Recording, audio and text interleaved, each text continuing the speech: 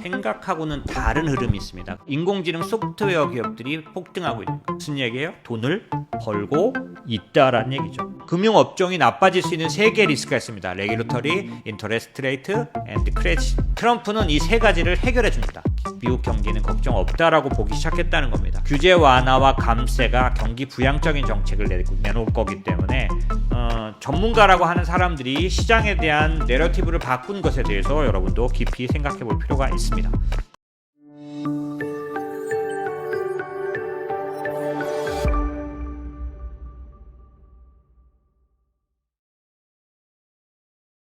이미 이제 트럼프가 당선되고 나서 막 변화가 나타나고 막 움직였지만 그거 말고 내부에서 커다란 변화가 나타나고 있다는 겁니다. 이건 좀 중요한데요. 여러분들이 캐치하시고 따라가셔야 될 것 같습니다. 당장 바꾸진 않으시더라도 감안하셔야 될 겁니다. 첫 번째, 생각하고는 다른 흐름이 있습니다. 그게 뭐냐면 인공지능의 하드웨어에 대해서 투자해야 된다고 제가 오랫동안 부르짖었습니다. 작년, 올해. 그래서 말씀드렸죠. 인공지능은 현실적으로 쓸모있는 기술로 평가될 때까지 먼저 개인들의 어떤 돈을 지불받기보다는 기업이 돈을 내는 게 많을 거다, 확실할 거다. 그래서 제가 B2B 하드웨어 인프라 기업에 투자하라 이렇게 말했죠. 그 B2B 하드웨어 인프라 기업들이 6개월간 횡보하고 있는 거예요. 인공지능 소프트웨어 기업들이 폭등하고 있는 거예요. 6개월간 이런 변화가 나타나고 있습니다. 하드웨어가 횡보, 소프트웨어가 상승하는. 왜 그런가 봤더니 인공지능 B2B 소프트웨어가 이 소프트웨어도 그냥 개인 B2C 소프트웨어가 아닙니다. B2B 소프트웨어. 서비스나우라든지 피코, 그 다음에 팔란티어, 오라클 이런 회사들의 매출이 증가하고 있는 거 보이십니까? 그죠? 합산 증가율이 올라가고 있죠. 이제 떨어지다가 올라가고 매출이 증가하고 있습니다. 무슨 얘기예요? 돈을 벌고 있다라는 얘기죠. 그래서 지켜봐야 할 사안입니다. 보시면 로빈 애플리케이션이라는 이 회사 278% 숫자를 보지 마시고 이런 기업들, 그 다음에 발란티어, 그 다음에 바이오 로보틱스 코퍼레이션 PRCT. 이건 뭐냐면 인공지능으로 로봇 수술하는 그런 소프트웨어. 주가들이 움직이는 것들을 보면 이제 소프트웨어가 움직이는 부분이 생기는 거죠. 그런데 여러분 여기서 이제 여러분들이 좀 생각하셔야 될 게 있어요. 이거 말씀드리는 게 좋겠네요. 자, 보시면 이건 뭐냐면 요거부터 보실까요? 요거부터 보시면 그러니까 23년도 6월부터 24년도 초까지는 속스라 그래서 반도체 지수가 제일 많이 상승합니다. S&P 500 25% 오르는 동안 반도체 지수는 2배 오르죠? 58% 오릅니다. 그러던 때하고 지금은 어떤가 보실까요? 3개월 동안에는 어떠냐면 속스는 7%, 반도체 지수는 7% 올랐는데 소프트웨어 ETF들, 소프트웨어 XSW라는 소프트웨어 ETF는 29%, IGV라는 소프트웨어 ETF는 26%. 이런 식으로 하드웨어는 낮고 소프트웨어는 높은 흐름을 가져가고 있는 겁니다.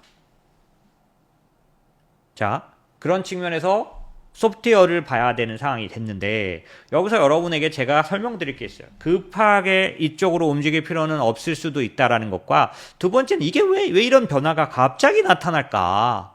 왜 나타나는가? 라고 하면 당연히 시장에서는 이 부분을 계속해서 발굴해서 말할 겁니다. 뭐냐면 소프트웨어가 돈을 벌고 있다.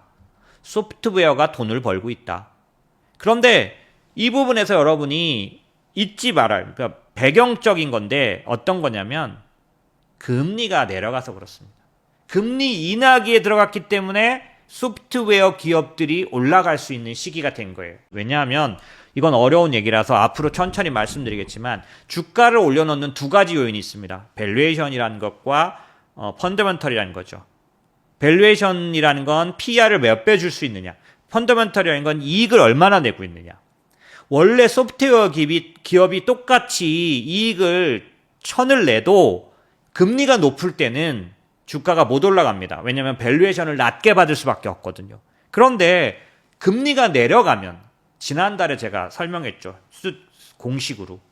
금리가 내려가면 밸류에이션 PER을 올려줘도 되는 상황이 옵니다. 그러니까 이 소프트웨어 회사들이 PER 20배 거래되다가 금리가 50bp 내리고 나니까 25배를 받아도 되게 되는 거예요. 그게 밸류에이션이라는 건데 그게 움직이기 때문에 얘들도 오르기 시작하는 겁니다. 그럼 앞으로 어떻게 될까요? 내년에 어떻게 될까요? 금리가 점점 올라갑니까? 내려가겠죠? 그러니까 소프트웨어 업종은 실적이 좋아지고 실제로 인공지능 실적이 나타나는 것도 있지만 그게 다가 아니에요. 금리가 도와주고 있는 거죠. 그럼 금리가 어떻게 될지 생각하신다면 얘가 더 강화될지 앞으로 약화될지는 짐작할 수 있죠.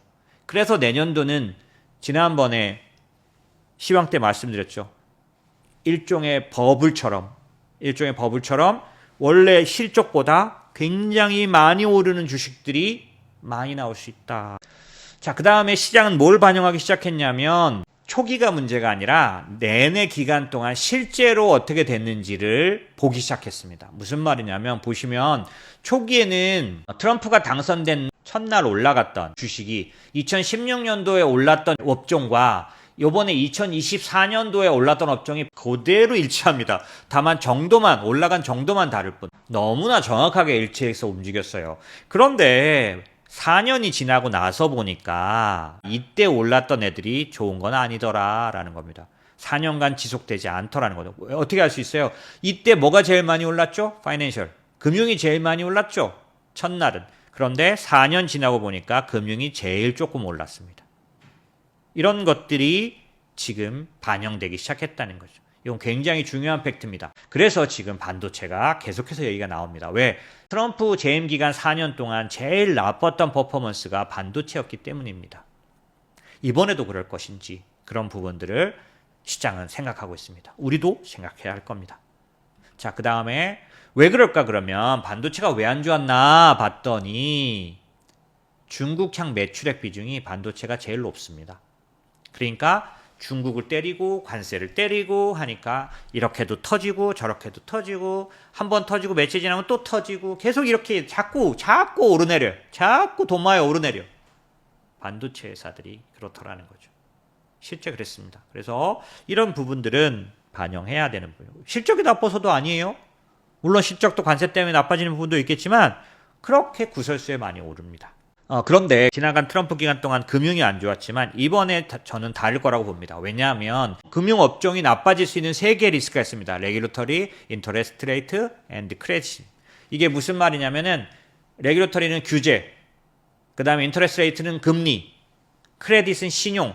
그런데 이 3가지가 다 all flashing green, 녹색으로 반짝거리고 있다라고 누군가가 말했죠. 아주 좋은 말이라 제가 가져왔습니다. 왜 그런가 하면 트럼프는 이 3가지를 해결해 줍니다. 레귤레터리, 규제를 완화하죠. 특히 금융기관의 규제를 완화하는데 트럼프는 뜻을 많이 두고 있습니다. 왜? 미국 기업을 부양하라는 겁니다. 대출 많이 주고 자사주 매수 많이 하라는 겁니다. 인터레스트 레이트 어떻습니까? 인상기입니까? 인하기입니까? 인하기죠. 인하기는 신용 터지는 문제가 감소하지 늘어나지 않죠. 금리 인하기는 은행에게 신용 문제를 오히려 안전하게 만들죠. 3번째 크레딧, 진짜 신용 문제죠.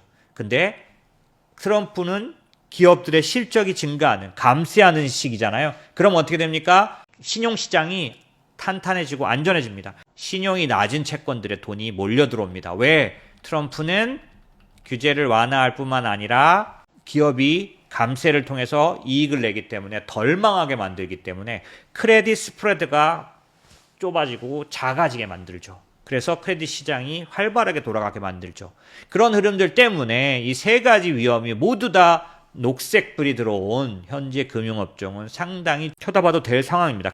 이 바젤3 엔드게임 룰이라는 게 뭐냐면 규제고요. 여기에 수혜를 입을 은행에 대해서 우리가 리서치합니다. 보면은 미국 은행은 4가지로 나눠지죠. 카테고리 1, 카테고리 2, 카테고리 3, 카테고리 4죠. 근데 카테고리 4에 해당되는 은행들이 제일 혜택을 많이 볼 걸로 때로는 3, 이 3, 4의 은행들이 혜택을 많이 볼 걸로 보여집니다. 그래서 보시는 것처럼 카테고리 3, 4에 해당되는 은행들이 많이 오르고 있는 거죠. 예, 그래서 이 부분은 저로서는 반영될 거라고 보고 있는 쪽입니다. 자, 그 다음에 그런가 하면은 이제 트럼프 때하고 다르게 미리 학습한 게 있기 때문에 미리 시장에 대한 내러티브를 바꿔가는 부분이 있습니다. 그걸 어떻게 할 수 있느냐? 뱅크 오브 아메리카의 11월 글로벌 펀드 매니저 서베이, 이거 왜 중요하냐면 이 글로벌 펀드 매니저 서베이에서 이 글로벌 펀드 매니저 수준이 여러분들이 주변에서 절대 볼 수 없는 아주 큰 펀드를 운영하는 사람들입니다. 그렇기 때문에 그 사람들의 의견은 여러분보다 좀 더 앞서 있고요. 그 다음에 시장을 이끌어 갑니다. 자, 이 사람들의 생각이 어떻게 트럼프 당선 이전과 이후를 어떻게 달라졌는지를 보기에 묘하게 서베이가 이제 반영될 수 있었던 거죠. 1일부터 7일까지 시행했기 때문에 뒤에 대답한 거는 트럼프 당선 이후에 대답한 거기 때문에 이전과는 뭐가 달라졌는지를 분명하게 알 수 있었습니다. 세 가지가 확실하게 달라졌다고 보여집니다. 이게 중요합니다. 첫 번째, 인플레이션에 대해서 훨씬 더 우려하기 시작했습니다. 이건 제가 여러 번 말씀드렸죠. 이게 어떻게 나타나냐면 사실은 개인들의 인플레이션 전망은 잘 관리되고 있습니다. 보시면 계속 내려오죠. 그리고 최근에 금리가 올라간 것도 보시면 기대 인플레이션 부분이 아니라 텀 프리미엄. 이게 무슨 말이냐면 트럼프가 국채 많이 찍어가지고 금리 올라갈 거야 라고 생각한 거죠. 아직은 인플레이션 부분이 개인들에게는 안 나타납니다. 그런데 보시면 전문가들은 펀드 매니저들은 트럼프 이전에는 인플레이션에 대해서 이렇게밖에 걱정 안 했는데 트럼프 되고 나서 뿅 올라옵니다. 예, 양으로 바뀌는 거죠. 엄청나게 인플레이션을 걱정하기 시작했다는 겁니다. 그래서 두 번째는 더 덜어낸 경기 걱정. 무슨 얘기냐면 경기가 좋아질 거라고 확실히 믿게 됐다는 겁니다. 왜냐하면 연착륙은 55%로 됐지만 노 랜딩이 33% 급등했어요. 무슨 말이냐면 합쳐가지고 80%가 미국 경기는 걱정 없다라고 보기 시작했다는 겁니다. 왜? 규제 완화와 감세가 경기 부양적인 정책을 내놓을 거기 때문에 경기를 끌어올릴 수 있을 거다라고 본다는 겁니다. 이 얘기는 금융 규제 완화가 은행을 받고 나서 은행이 자사주 매입하고 배당 더하고 대출 늘리면 경기는 받쳐준다라고 본다는 겁니다. 저는 매우 타당하다고 생각합니다. 세 번째, 경기에 관련해서는 보시면 오늘 발표된 스몰 비즈니스, 소상공인들, 그러니까 소규모 기업의 대표자들에게 옵티미즘, 낙관을 물어봤더니 올라가고 있습니다. 그 다음에 중대기업 대출, 은행의 대출 태도 지수를 보니까 대출에 대해서 완화되기 시작합니다. 대출 수요도 많고 대출 조건도 덜 까다로워지고 있습니다. 이미 규제 완화가 반영되기 시작한 거죠. 은행들이. 그죠? 신용카드 마찬가지입니다. 대출 수요가 많으니까 경기 요인에서 나쁘지 않은데 대출 조건도 계속해서 완화되고 있는 중입니다. 그렇다면 은행들에게 좋은 영향을 끼칠 거고, 두 번째 아까 말씀드린 경기를 무너뜨리는 일에 있어서 상당한 하방 경직이 나올 겁니다. 세 번째, 강해지는 미국 주식과 소형주. 이거는 뭐냐면 기본적으로 미국 우선주의, 더 나아가서 아메리카 온리, 미국 유일주의로 갈 거라고 믿기 때문에, 그렇게 보여지기 때문에 미국 주식해야 한다. 특별히 소형주는 내수주기 때문에 주로 관세 같은 통상 정책의 영향을 덜 받을 거라고 생각한다. 경기 부양의 영향을 더 많이 받을 거로 생각한다. 그래서 소형주에 대한, 보시면 미국 주식에 대한 선호도 확 올라가고 소형주에 대한 주식 여기네요. 이 소형주에 대한 라지캡이 아니라 스몰캡에 대해서 확 올라간 겁니다. 그래서 조금 전에 말씀드린 것처럼 기본적으로 전문가라고 하는 사람들이 시장에 대한 내러티브를 바꾼 것에 대해서 여러분도 깊이 생각해 볼 필요가 있습니다.